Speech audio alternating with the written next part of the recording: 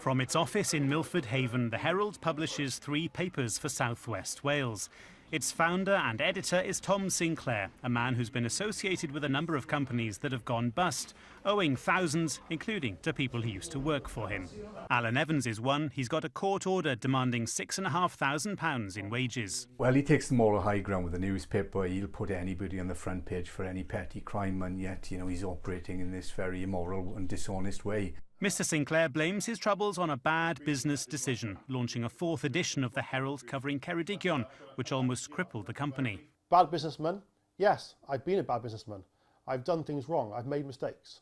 But every day I wake up and I learn something new, and then we move forward. That's how it works. Mr Sinclair's troubles have landed him in court before, in 2017, he was convicted of publishing information likely to identify the victim of a sex offence in one of his newspapers.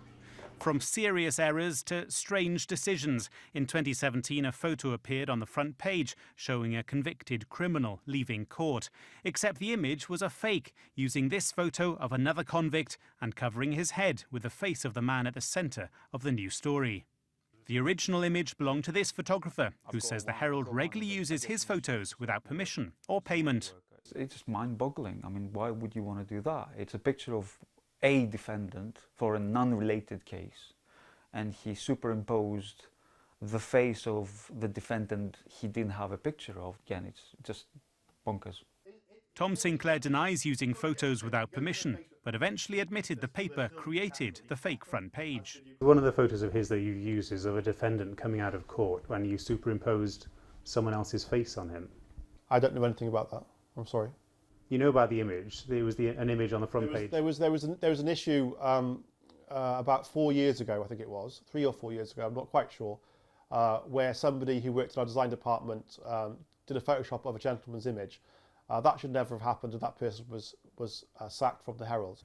The Herald's actions have been condemned by the union representing its unpaid workers. Having to go through the courts to try and seek redress for wages that they are owed, for work that they have created and produced, in and of itself is disgusting. But the fact that despite court judgments, they haven't actually been paid what's due to them is particularly repugnant. Tom Sinclair says he has over £1 million of new investment, which he'll use to pay off his debts.